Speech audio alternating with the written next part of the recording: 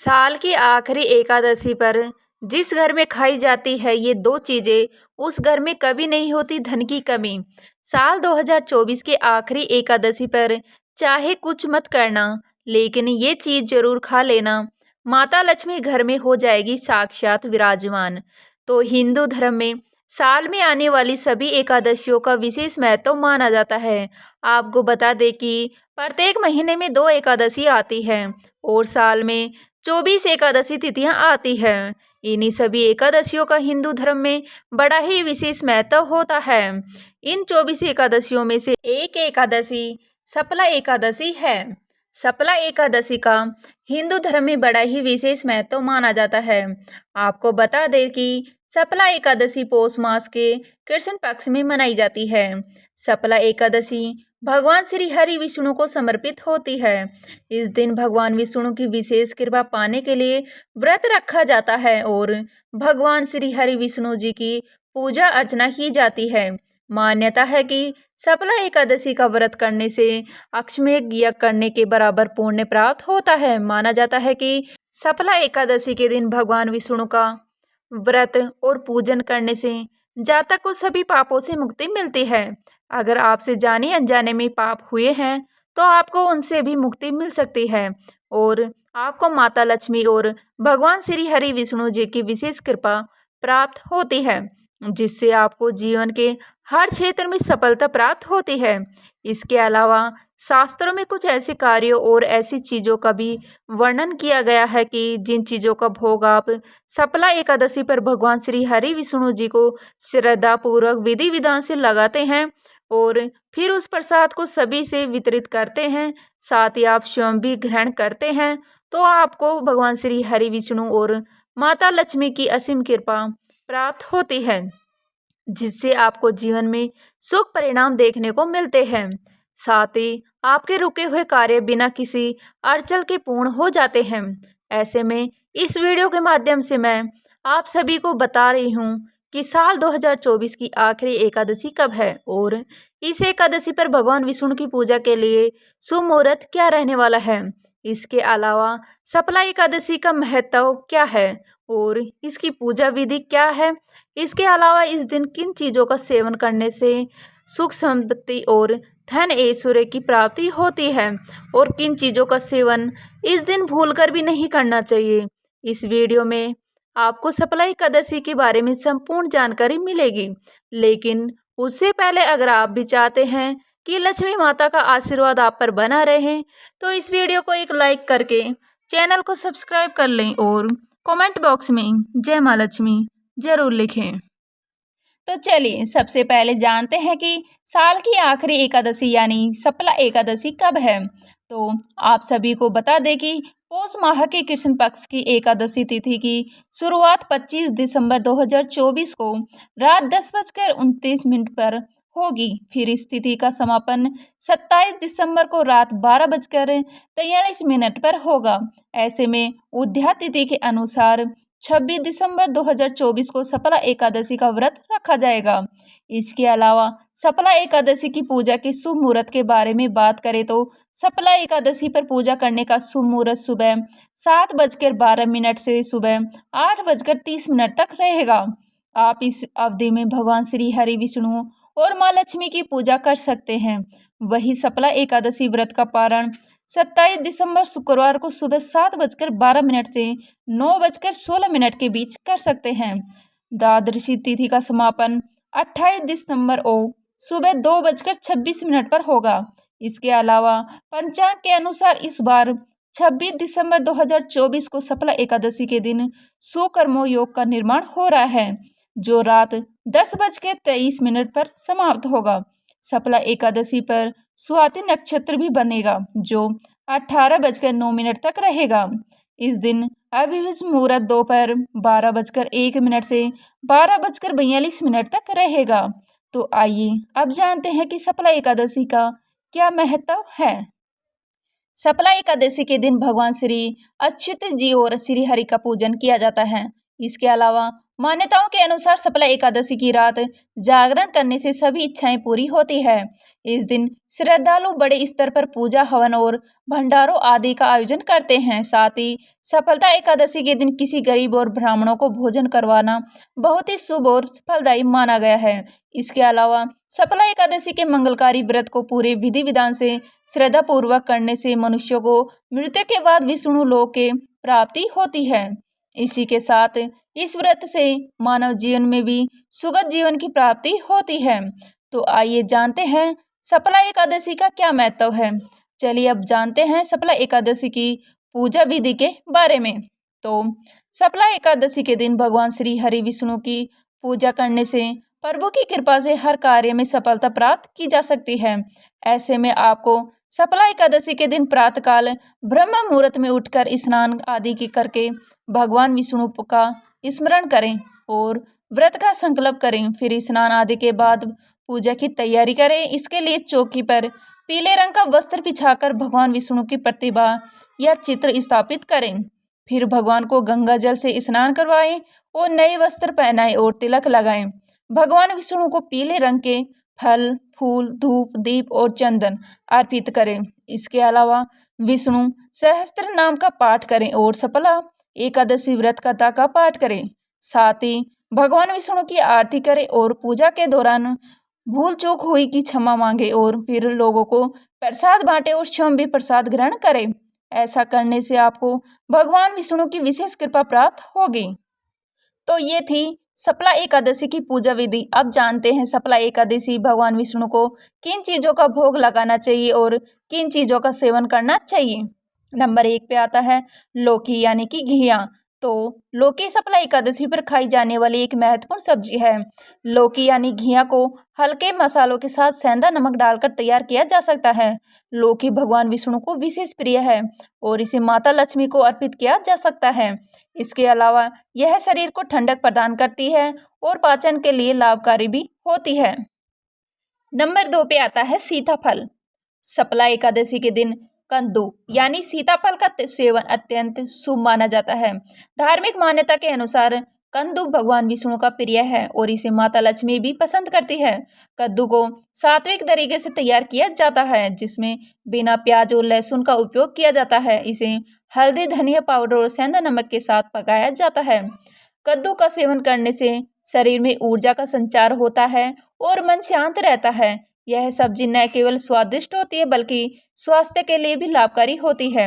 सफला एकादशी पर कद्दू खाने से भगवान श्री हरि विष्णु और माता लक्ष्मी का आशीर्वाद प्राप्त होता है जिससे जीवन में सुख समृद्धि आती है। साथ ही घर में भी सकारात्मक माहौल बना रहता है। नंबर 3 पे आता है शकरकंद। शकरकंद एक सात्विक और पौष्टिक सब्जी है जो सफला एकादशी के दिन खाई जा सकती है।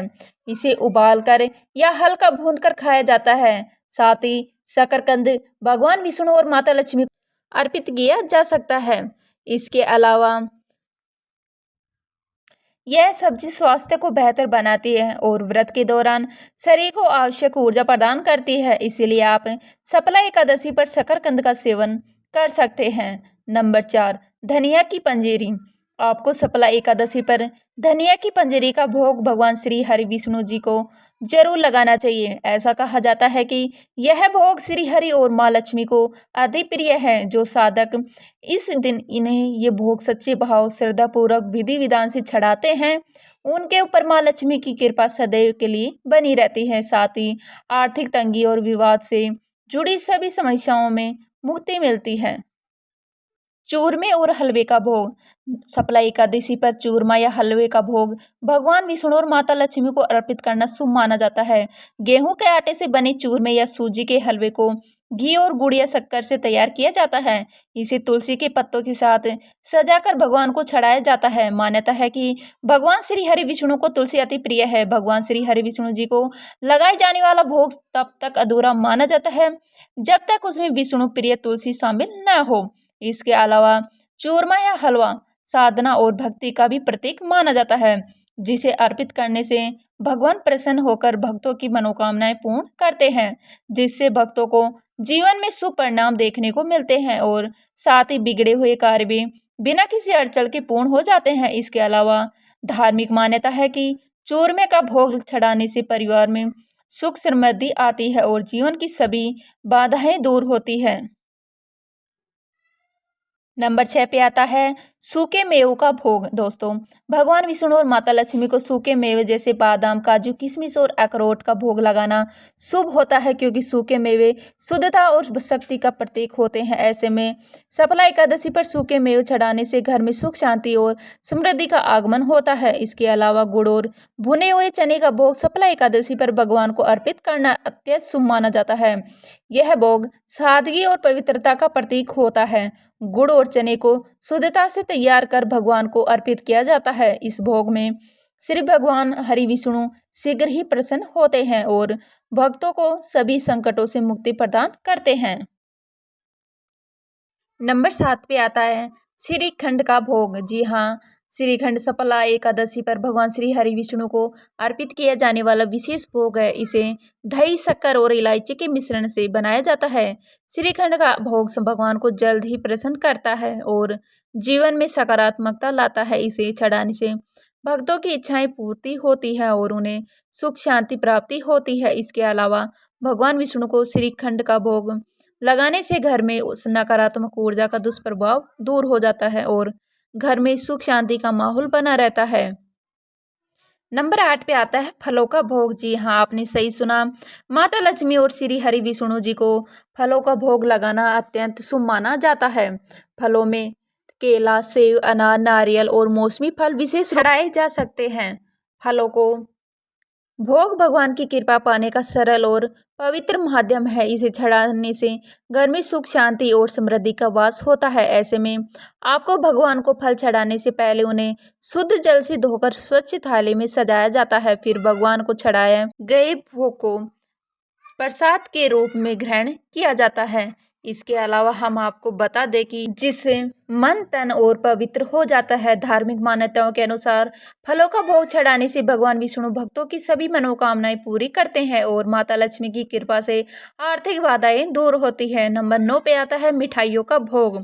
भगवान श्री हरि विष्णु और माता लक्ष्मी को मिठाइयों का अत्यंत प्रिय है। सफला एकादशी के दिन मावे से बनी मिठाइयाँ जैसे लड्डू, पेड़ा, बर्फी आदि का भोग लगाना बहुत ही शुभ माना जाता है। इसे शुभता, मिठास और समृद्धि का प्रतीक माना जाता है। इसके अलावा आपको मिठाई बनाते समय शुद्धता का विशेष रूप से ध्यान रखना आवश्यक है।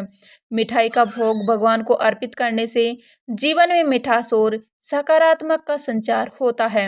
यह भोग अर्पित करते समय भक्त अपनी मनोकामनाओं की पूर्ति के लिए प्रार्थना करते हैं। मिठाई का भोग लगाने से न केवल भगवान की कृपा प्राप्ति होती है, बल्कि इसे प्रसाद के रूप में बांटने से समाज में प्रेम और एकता बढ़ती है।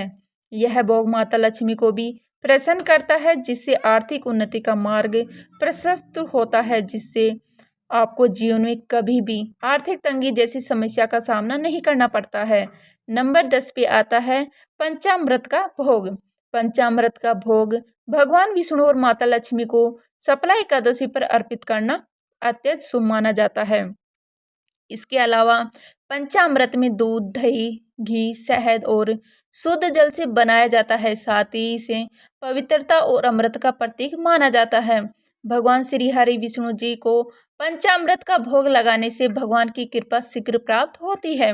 इसे अर्पित करते समय भक्त अपने जीवन के सभी पापों से मुक्ति और कल्याण की कामना करते हैं। अगले नंबर पे आता है नंबर 11, नारियल का भोग। जी हाँ, भगवान श्री हरि विष्णु और माता लक्ष्मी को नारियल अत्यंत प्रिय है।